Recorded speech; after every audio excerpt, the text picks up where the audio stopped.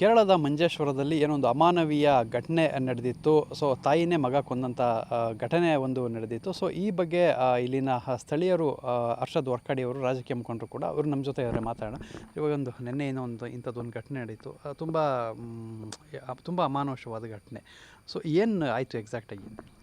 ಬಹುಶಃ ಈ ಒಂದು ವರ್ಕಾಡಿ ಪ್ರದೇಶ ಅಂತ ಹೇಳಿದರೆ ಕೇರಳ ಮತ್ತು ಕರ್ನಾಟಕಕ್ಕೆ ತಾಗಿಕೊಂಡಿರುವಂಥ ಒಂದು ಗಡಿ ಪ್ರದೇಶ.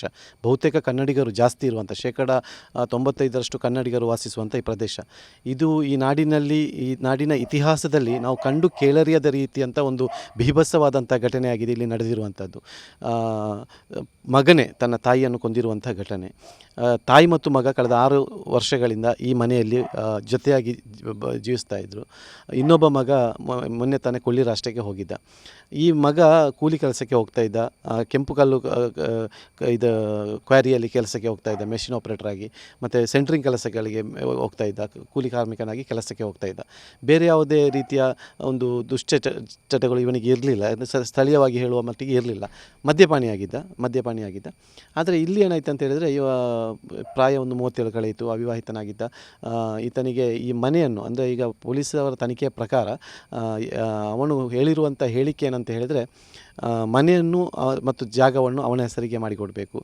ಕೊಟ್ಟ ನಂತರ ಅದರಲ್ಲಿ ಸಾಲ ತೆಗೆದುಕೊಂಡು ವಿದೇಶಕ್ಕೆ ಹೋಗುವಂಥದ್ದು, ಮದುವೆ ಮಾಡುವಂಥದ್ದು, ಕೆಲಸ ಎಲ್ಲ ಮಾಡುವಂಥ ಉದ್ದೇಶವನ್ನು ಇಟ್ಕೊಂಡಿದ್ದ. ಅದಕ್ಕೆ ತಾಯಿ ಒಪ್ಪಲಿಲ್ಲ ಎಂಬಂಥ ಒಂದು ಕಾರಣವನ್ನು ಅಲ್ಲಿ ಕೊಟ್ಟಿದ್ದಾನೆ. ಏನೇ ಆಗಲಿ, ಆದರೆ ತಾಯಿಯನ್ನು ಈ ರೀತಿ, ಅಂದರೆ ರಾತ್ರಿ ಮಲಗಿದ್ದಂತಹ ತಾಯಿಯನ್ನು ಪೆಟ್ರೋಲ್ ಸುರಿದು ಬೀಭತ್ಸವಾಗಿ ಕೊಲೆ ಮಾಡಿ, ಆ ಬಳಿಕ ನೆರೆಮನೆಯ ತನ್ನ ಅತ್ತೆ, ಅಂದರೆ ತಾಯಿಯ ತಮ್ಮನ ಹೆಂಡತಿಯವರು ಲೊಲಿಟ ಅಂತ, ಅವರನ್ನು ಕೂಡ ಮಧ್ಯರಾತ್ರಿ 1-2 ಗಂಟೆ ಹೊತ್ತಿಗೆ ಕರ್ಕೊಂಡು ಬಂದು ಅವರನ್ನು ಕೂಡ ಮನೆಯೊಳಗೆ ಕೂಡಿ ಹಾಕಿ, ಅಂದರೆ ಕರ್ಕೊಂಡು ಬರುವಾಗ ಹೇಳಿದಂತ ಹೇಳಿದರೆ, ತಾಯಿಗೆ ಸೀರಿಯಸ್ ಆಗಿದೆ, ನಾವು ಆಸ್ಪತ್ರೆಗೆ ಕೊಂಡು ಹೋಗಬೇಕು, ಬೇಗ ಬಾ ಅಂತ.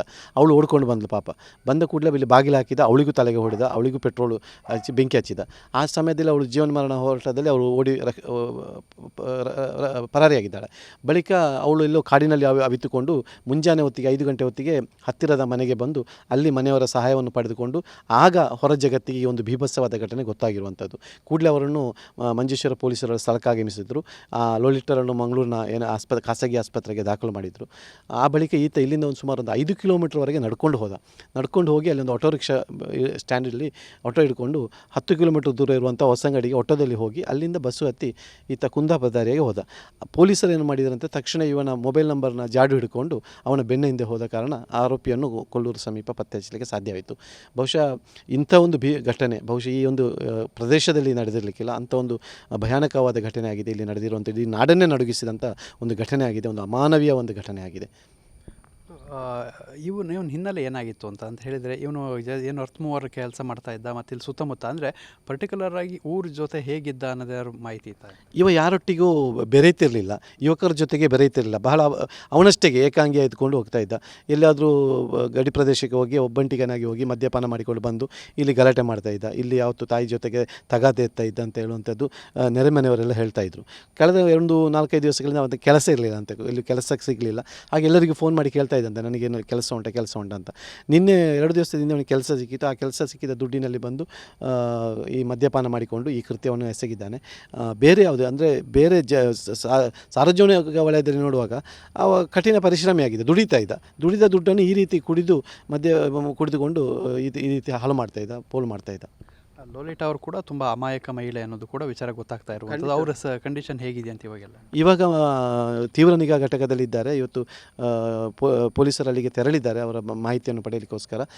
ಅವರು ಕೂಡ ಬಹಳ ಸೌಮ್ಯ ಮಹಿಳೆ, ಯಾರ ಜೊತೆಗೂ ಕೂಡ ಎಲ್ಲರಿಗೂ ತಿಳಿದ ಮಟ್ಟಿಗೆ ಅವರು ಬಹಳ ಸೌಮ್ಯ ಮಹಿಳೆ. ಅವರ ಪತಿ ವಿದೇಶದಲ್ಲಿದ್ದು 5 ವರ್ಷದ ಮಗನ ಜೊತೆ ಇಲ್ಲಿ ವಾಸಿಸ್ತಾ ಇದ್ದರು. ನಿನ್ನೆ ರಾತ್ರಿ ಬರುವಾಗ ಮಗನನ್ನು ಮನೆಯಲ್ಲೇ ಹಾಕಿ ಅವರು ಒಬ್ಬರೇ ಓಡಿಕೊಂಡು ಬಂದಿದ್ದರು, ತನ್ನ ಇವರನ್ನು ನಾದಿನಿಯನ್ನು ಸಹಾಯ ಮಾಡಲಿಕ್ಕೋಸ್ಕರ. ಆ ಬಂದ ಕೂಡಲೇ ಇಲ್ಲಿ ಈ ರೀತಿ ಒಂದು ಮಾಡ್ತಾ ಅಂತ ಅವರು ಕನಸಲ್ಲಿ ನೆನೆಸಲಿಲ್ಲ. ಆಗ ಬಂದ ಕೂಡಲೇ ಅವಳನ್ನು ಕೂಡ ಕೊಲೆ ಮಾಡುವಂಥ ಪ್ರಯತ್ನವನ್ನು ಈತ ಮಾಡಿದ್ದು.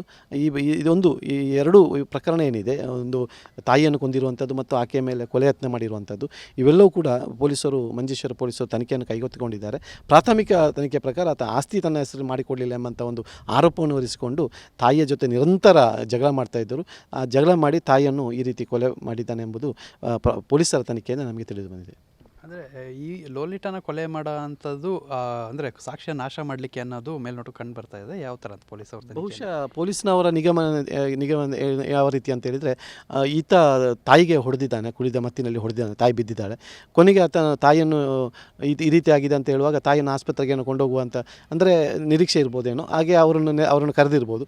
ತಂದ ಕೂಡಲೇ ಇಲ್ಲಿ ತಾಯಿ ತೀರಿ ಹೋಗಿದ್ದಾರಂತೆ, ಅಂದರೆ ಕೊಲೆಗೀಡಾಗಿದ್ದಾರಂತೆ ಗೊತ್ತಾದ ಕೂಡಲೇ ಇನ್ನೂ ಏನು ಮಾಡುವಂಥ ಗಲಿಬಿಲಿಯಲ್ಲಿ ಇಬ್ಬರನ್ನು ಆಕೆಯನ್ನು ಕೂಡ ಕೊಲೆ ಮಾಡಬೇಕು ಎಂಬಂಥ ಸಾಕ್ಷಿನಾಶ ಮಾಡುವಂಥ ಪ್ರಯತ್ನ ಮಾಡಲಿಕ್ಕೂ ಸಾಧ್ಯತೆ ಇದೆ ಎಂಬುದು ಪೊಲೀಸರ ಒಂದು ಊಹೆ ಆಗಿದೆ ಅಷ್ಟೇ.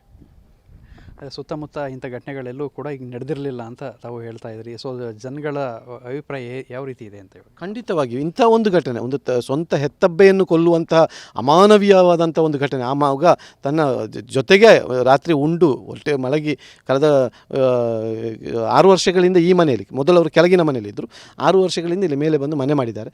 ಇಲ್ಲಿ ಒಟ್ಟಿಗೆ ಜೊತೆಯಾಗಿದ್ದಂಥ ರಾತ್ರಿ ಮಲಗಿದಂಥ ಸ್ವಂತ ಹೆತ್ತಬ್ಬೆಯನ್ನೇ ಈ ರೀತಿ ಭೀಕರವಾಗಿ ಕೊಲೆ ಮಾಡ್ತೇನೆ ಅಂತ ಹೇಳಿದರೆ, ಅದು ಸುಟ್ಟು ಕೊಲೆ ಮಾಡ್ತಾನೆ ಅಂತ ಹೇಳಿದರೆ ಬಹುಶಃ ಈ ಪ್ರದೇಶ ಇಡೀ ನಾಡನ್ನೇ ನಡುಗಿಸಿದಂಥ ಒಂದು ಘಟನೆ.